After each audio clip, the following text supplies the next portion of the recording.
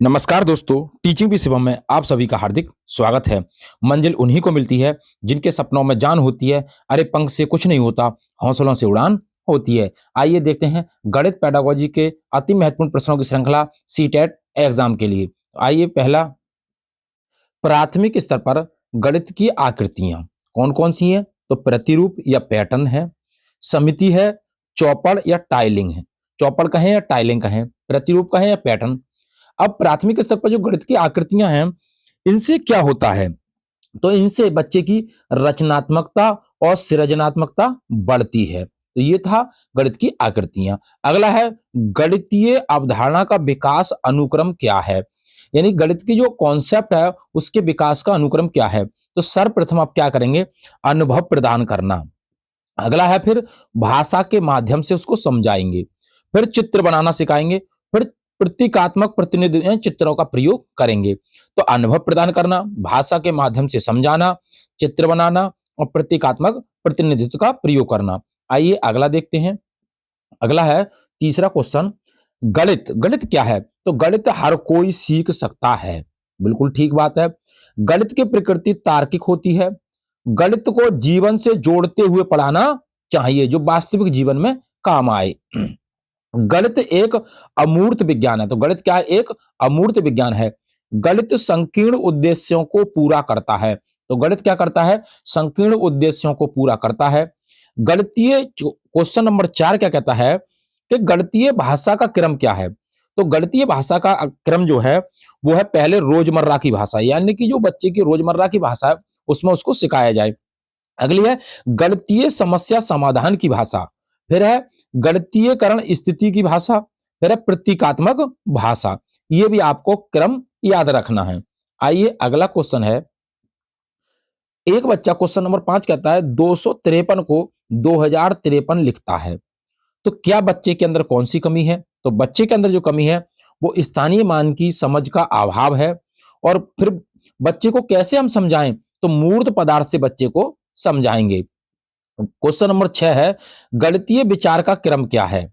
गणितीय विचार का क्रम 1/2 या 1/4 की संकल्पना को समझाना है। तो कैसे? पहले मूर्त या ठोस वस्तुएं लेंगे, उसके बाद चित्र और उस चित्र का संकेत दिखाएंगे। तो मूर्त या ठोस वस्तुएं, फिर चित्र, फिर संकेत। तो ये था गणितीय विचार का क्रम। आइए अगला क्वेश्चन, क्वेश्चन नंबर है 7। सातवां क्वेश्चन है बेन हिले से संबंधित। ज्यामितीय चिंतन के बारे में बताया था बेन हिले साहब ने। इसके बारे में ज्यामितीय चिंतन के बारे में बताया था। ज्यामितीय समझ के प्रकार, तो ज्यामितीय समझ के प्रकार, पहला है मानसिक चित्रण और इसे कहते हैं चाक्षुषीकरण। दूसरा है विश्लेषण। इस, अगर स्तर की बात की जाए तो पहला स्तर है, और मानसिक चित्रण जो है वो स्तर 0 स्तर है।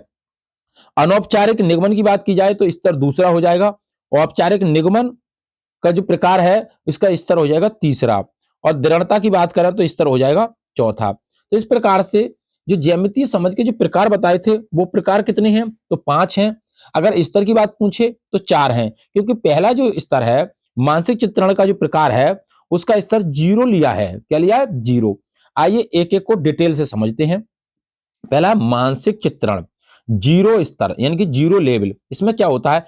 आकृतियों के बारे में सोचना।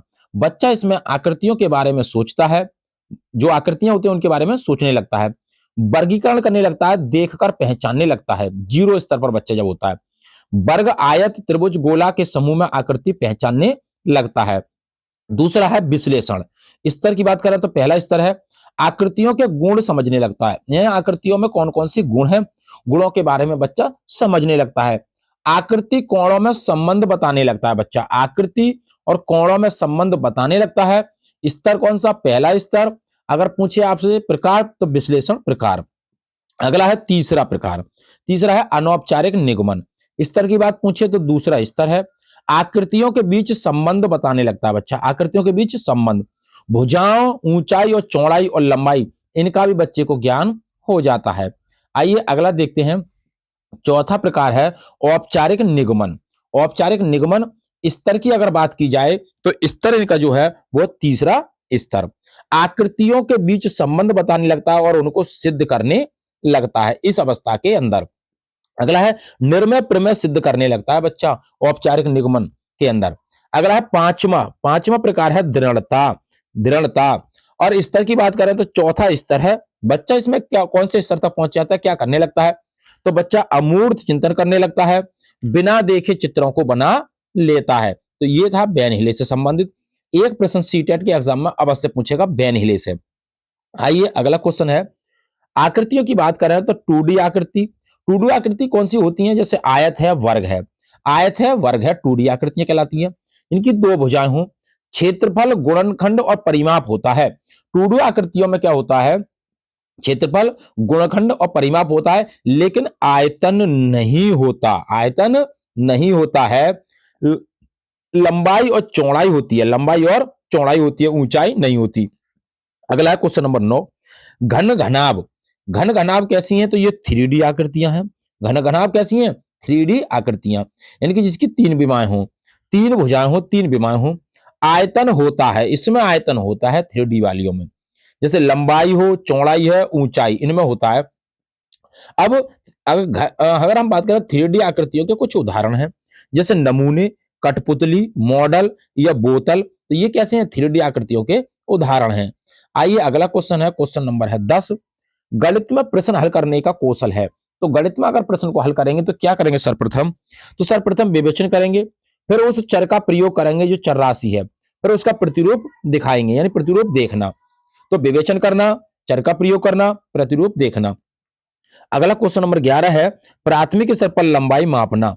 प्राथमिक स्तर पर आपको लंबाई मापना है तो क्या करेंगे, तुलना करना, तुलना करेंगे पहले, फिर अप्रमाणिक माप मापेंगे, अप्रमाणिक माप, उसके बाद प्रमाणिक माप, फिर उसके बाद प्रमाणिक इकाई। तो ये आपको क्रम भी याद रखना है, तुलना करना, अप्रमाणिक माप, अप्रमाणिक माप, अप्रमाणिक इकाई।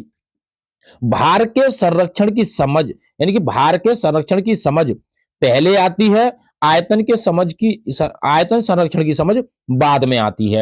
यानी कि भार का जो संरक्षण है उसकी समझ बच्चे को पहले आ जाती है और आयतन की समझ बच्चे को बाद में आती है। आइए अगला क्वेश्चन, क्वेश्चन नंबर है 12, गणितीय संक्रियाएं कौन कौन सी हैं, तो गणितीय 4 संक्रियाएं हैं, जोड़, व्यवकलन, व्यवकलन को कहते हैं घटाना, और गुणा और भाग, ये है गणितीय संक्रियाएं। क्वेश्चन नंबर 13 कहता है, वास्तविक जिंदगी में गणित का संबंध किससे है, तो वास्तविक जिंदगी में गणित का जो संबंध है वो है क्षेत्रीय भ्रमण करना, सर्वेक्षण करना और परियोजना करना। तो क्षेत्रीय भ्रमण करना, परियोजना, सर्वेक्षण और परियोजना। आइए क्वेश्चन नंबर 14 आपकी स्क्रीन पर है, यदि आपको पेडागोजी से संबंधित जो गणित के प्रश्न है आपको अच्छे लग रहे हो तो वीडियो को ज्यादा से ज्यादा शेयर करें और लाइक करें और कमेंट बॉक्स में अपना सुझाव भी देते चलें। आइए क्वेश्चन नंबर 14, और 14वां क्वेश्चन कहता है, खुला अंत या मुक्त अंत या अपसारी प्रश्न कौन से होते हैं। खुला अंत वाला प्रश्न, मुक्त अंत वाला प्रश्न या अपसारी प्रश्न कहते हैं। जिसके एक से अधिक उत्तर हों उसे कहते हैं खुला अंत वाला प्रश्न। कोई ऐसी दो संख्याएं जिनका योग 10 हो। अब कोई ऐसी दो संख्याएं जिनका योग 10 हो, तो ऐसी तो बहुत सी संख्या हो सकती हैं। जैसे हम बात करें 1 + 9 है, 2 + 8 है, 3 + 7 है, तो ये क्या बहुत सी संख्याएं हैं। तो जिनके ज्यादा उत्तर हों उन्हें कहते हैं खुला अंत वाला प्रश्न, मुक्त अंत वाला प्रश्न या अपसारी प्रश्न। 2.7 से बड़ी 4 संख्याएं कोई सी हों। अब 2.7 से यदि आप बड़ी संख्या लिखेंगे तो कोई सी लिख सकते हैं, बहुत सी 4 संख्याएं लिख सकते हैं। कोई ऐसी संख्या जिनका गुणनफल 60 हो, तो ऐसी संख्या जिनका गुणनफल क्या हो, 60 हो। अब हम बात करें गुणनफल की तो 12 और 12 पंजे होती हैं 60, और 10 गुणा 6 कितने होती हैं, 60 होती हैं। तो ऐसी बहुत सी संख्या हैं जिनके उत्तर क्या हो, ज्यादा हो, उन्हें कहते हैं खुला अंत वाला या मुक्त अंत वाला प्रश्न या अपसारी प्रश्न। अगला है कोई ऐसी संख्या जिनका गुणनफल 72 हो, तो 72 पे भी कई होंगे। 8 गुणा 9 है, 9 गुणा 8 है। तो ऐसी संख्याएं जिनके उत्तर एक से ज्यादा हो उन्हें कहते हैं खुला अंत वाला या मुक्त अंत वाला या अपसारी प्रश्न कहते हैं। कोई संख्या जिनका जोड़ 22 हो, अब ऐसी संख्या जिनका जोड़ 22 हो तो बहुत सी संख्या हो जाएंगी, 20 + 2 है, 11 + 11 है, 10 + 12 है, तो ऐसी बहुत सी संख्या हैं। कोई दो संख्या बताओ जिनको घटाने पर 4 प्राप्त हो, तो ऐसी बहुत सी संख्या जिसको घटाने पर 4 प्राप्त हो। इसी संख्या से आप घटा सकते हैं जिसमें 4 आ जाए, 4 बच जाए। तो ऐसे प्रश्नों को कहते हैं भाई खुला अंत वाला या मुक्त अंत वाला या अपसारी प्रश्न कहते हैं। अगला क्वेश्चन है नेक्स्ट, बद अंत वाला या अवसारी प्रश्न। बद अंत वाला या अवसारी प्रश्न, जिनका उत्तर सीमित हो, जिनका उत्तर 1 हो। जैसे 17 गुणा 2 बराबर क्या होता है? 34 हो जाएगा भैया। तो इसका एक ही उत्तर आएगा, 34 ही हो, कहीं पे चले जाएं आप। 15 प्लस 4 बराबर क्या होगा? 19 होगा भैया। तो इसका एक ही उत्तर आएगा, जिसका एक ही उत्तर हो उसे कहते हैं बद अंत वाला या अपसारी प्रश्न कहते हैं। 15 की 3 से गुणा करने पर भाई 45 आएगा भैया। तो ये भी बदंत वाला प्रश्न है। 1/2 या 5/7 में कौन बड़ा है? तो इनमें से एक ही तो कोई बड़ा होगा, तो इसका भी एक ही उत्तर आएगा। तो ऐसे प्रश्न जिनके एक से ज्यादा उत्तर आए तो उसे कहते हैं खुला अंत वाला या अपसारी प्रश्न कहते हैं, और जिनके उत्तर केवल सीमित हो, एक ही हो, तो उसे कहते हैं बदंत वाला या अपसारी प्रश्न कहते हैं। आइए अगला क्वेश्चन है, नेक्स्ट 16वां क्वेश्चन है, दशमलव वाली दो संख्याओं का गुणन संकल्पना 0.3 गुणा 0.2 गुणा बराबर है 0.06। तो इसे आप किस पर दर्शाएंगे? तो इसे आप हम दर्शाएंगे भाई ग्राफ पेपर पर। किस पर? ग्राफ पेपर के माध्यम से। 1/2 क्वेश्चन नंबर 17 कहता है 1/10 और 1/100 से बड़ा है और 1/4 से 1/3 छोटा है। तो इसे किस पर समझाएंगे? यदि 1/10 1/100 से बड़ा है तो इसे हम संख्या चार्ट पर प्रदर्शित करेंगे। किस पर? संख्या चार्ट पर। और 1/4 से 1/3 छोटा है तो इसे कागज की पट्टियों पर प्रदर्शित करेंगे। आइए अगला क्वेश्चन है, नेक्स्ट जियो बोर्ड। क्वेश्चन नंबर 18 जियो बोर्ड। ये एक वर्गाकार बोर्ड होता है, इसमें कीलें लगी हुई होती हैं। इसमें क्या लगी होती हैं? कीलें लगी होती हैं। इससे क्या होता है बच्चे के अंदर? क्यों जियो बोर्ड का मतलब है? तो इससे ज्यामितीय माप तथा संख्यात्मक अवधारणा समझाते हैं। यानी कि ज्यामितीय जितने भी माप हैं तो उससे क्या करते हैं? संख्यात्मक मान उनके समझाते हैं। जैसे इसमें कीलें लगी हुई होती हैं इस टाइप से, तो एक रबड़ होती है और इस रबड़ से इन कीलों को मिला दिया जाता है तो यहाँ पर त्रिभुज बन जाएगा, यानी कि त्रिभुज बन जाएगा और वर्ग भी बन जाएगा और आयत भी बन जाएगा। तो ये था जियो बोर्ड। जियो बोर्ड क्यों उपयोगी है? तो दृष्टिबाधित बच्चों के लिए उपयोगी है, क्योंकि बिना देखे ही आप कीलों को पकड़ पकड़ कर उस रबड़ को लगा सकते हैं। तो दृष्टिबाधित बच्चों के लिए उपयोगी है भाई जियो बोर्ड। ज्यामितीय आकृतियों की विशेषता है, सरल आकृति, लंब किनारों का परिचय दिया जाता है जियो बोर्ड के माध्यम से। आइए अगला क्वेश्चन देखते हैं, 19वां क्वेश्चन है, टेनग्राम। टेनग्राम क्या है? तो टेनग्राम एक चीनी पहेली है। टेनग्राम क्या है? एक चीनी पहेली है जिसमें विभिन्न आकृतियां होती हैं। 7 अलग अलग टुकड़े होते हैं किसमें? टेनग्राम में। 2 बड़े त्रिभुज होते हैं, एक मध्यम त्रिभुज होता है, 2 छोटे त्रिभुज होते हैं, एक वर्ग होता है, एक समांतर चतुर्भुज होता है। तो ये था टेनग्राम। टेलीग्राम से होता क्या है? तो टेलीग्राम से बच्चे की स्थानिक समझ में सहायता करता है। कौन? टेलीग्राम। क्यों? क्योंकि कौन से स्थान पर, जैसे पुज्जल जो होती है, कौन से स्थान पर किस चीज को लगाया जाए, तो ये होता है टेलीग्राम। ज्यामितीय आकृतियों को पढ़ाने के लिए उपयोगी है टेलीग्राम। तार्किक तार्किक जो कौशल तार्किक कौशल विकसित करने के लिए उपयोग किया जाता है टेलीग्राम का भाई। आइए अगला क्वेश्चन देखते हैं, नेक्स्ट है गणित क्लब। क्वेश्चन नंबर 20 में है गणित क्लब क्या है? तो इसमें छात्र गणित आनंद पूर्वक करते हैं। छात्र छोटी बड़ी समस्या सुलझा लेते हैं किसमें भाई? गणित क्लब के अंदर। गणित अध्ययन, अन्वेषण और में रुचि रखता है गणित क्लब। आइए अगला क्वेश्चन है, क्वेश्चन नंबर 21वां है, अबेकस या टेलर का गिनतारा क्यों उपयोगी है? तो टेलर का गिनतारा या अबेकस किसे कहते हैं? तो ये लकड़ी या प्लास्टिक का फ्रेम होता है जिसमें छड़ें लगी होती हैं। जिसमें क्या होती हैं? छड़ें लगी हुई होती हैं और छड़ों पर घूमने वाले मोती होती हैं। छड़ों पर क्या होते हैं? घूमने वाले मोती होते हैं। उनसे होता क्या है? स्थानीय मान, जोड़, घटा, गुणा, भाग, भिन्न को समझना आसान होता है टेलर या गिनता अबेकस के माध्यम से। दृष्टिबाधित बच्चों के लिए उपयोगी है कौन सा? अबेकस या टेलर का गिनतारा। आइए अगला क्वेश्चन, क्वेश्चन नंबर 22, किक जीनेर रॉड या छड़ क्या होती हैं? तो ये विभिन्न रंगों की 10 आयताकार रॉड होती हैं। योग, घटाव, गुणा, भाग, गणना, ज्यामितीय माप समझाने में क्या करती हैं? ये मदद करती हैं। भिन्न की संकल्पना पढ़ाने के लिए भी क्या करती हैं? ये मदद करती हैं। गणितीय खेल या पहेलियां क्या होती हैं? तो गणित के प्रति सकारात्मक अभिवृत्ति विकसित करना गणित की पहेलियां या गणितीय खेल होता है। प्रतिदिन के विचारों में संबंध बताना गणित की पहेलियां होती हैं। गणित को आनंददायक बनाने में क्या होती है? गणित की पहेलियां आनंददायक बनाती हैं गणित को। समस्या समाधान के कौशलों को विकसित करने में गणित की पहेलियां मदद करती हैं। आइए अगला क्वेश्चन नंबर 24, प्रतिचित्रण या इसी को कहते हैं मैपिंग। क्या कहते हैं भैया? इसको मैपिंग कहते हैं। क्या कहते हैं? मैपिंग। तो गणितीय पाठ्यक्रम का भाग नहीं है। प्रतिचित्रण या मैपिंग गणितीय पाठ्यक्रम का भाग नहीं है। अगला है स्थानिक चित्रण को बढ़ाता है। आनुपातिक विवेचन को प्रोत्साहित करता है प्रतिचित्रण। इसका गणित के कई विषयों में समाकलन किया जा सकता है। तो इसका गणित के जो कई विषय हैं उनमें भी इसका समाकलन किया जा सकता है। क्वेश्चन नंबर है 25। अधिगम और आकलन के चक्र का क्रम बताना है आपको। तो ये भी आपको क्रम इसका याद रखना है। पहला क्रम है आकलन की योजना बनाना, दूसरा कहता है एकीकृत आकलन करना, तीसरा कहता है प्रगति रिपोर्ट, चौथा कहता है प्रतिपुष्टि की रिपोर्टिंग।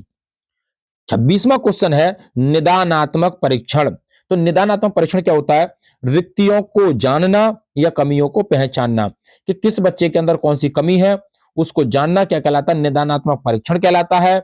आइए अगला क्वेश्चन 27वां क्वेश्चन है उपचारात्मक परीक्षण क्या होता है? तो बच्चों की जो कमियां थी उनको जानना क्या कहलाता है? निदानात्मक परीक्षण। और उन कमियों को दूर करना क्या कहलाता है? उपचारात्मक परीक्षण कहलाता है। कमियों को ठीक करना या दूर करना। क्वेश्चन नंबर 28 कहता है एक टोकरी में 8 सेब एवं उसमें 6 सेब और डाल दिए गए, अब टोकरी में कितने सेब हैं? तो ये कहना चाह रहा है भाई कि एक टोकरी में 8 सेब है, उसमें 6 और डाल दिए गए। तो ये 8 + 6 14 नहीं करवा रहे भैया, ये क्या हो रहा है? तो ये हो रहा है समुच्चयन। क्या हो रहा है? समुच्चयन। अगर हम ऐसा प्रश्न पूछ लेता एक टोकरी में 8 सेब हैं और उसी 8 सेबों की कीमत में वृद्धि कर दी गई, तो ये हो जाता संवर्धन। क्या हो जाता? संवर्धन हो जाता। तो उम्मीद करता हूं दोस्तों गणित पेडागोजी से संबंधित जो अति महत्वपूर्ण प्रश्नों की श्रृंखला थी आपको पसंद आई होगी। यदि वीडियो पसंद आई हो तो वीडियो को ज्यादा से ज्यादा शेयर करें और लाइक करें और कमेंट बॉक्स में अपना सुझाव अवश्य दें। चैनल पर नए हैं तो चैनल को सब्सक्राइब करें। All the best. थैंक्स। जय हिंद, जय भारत।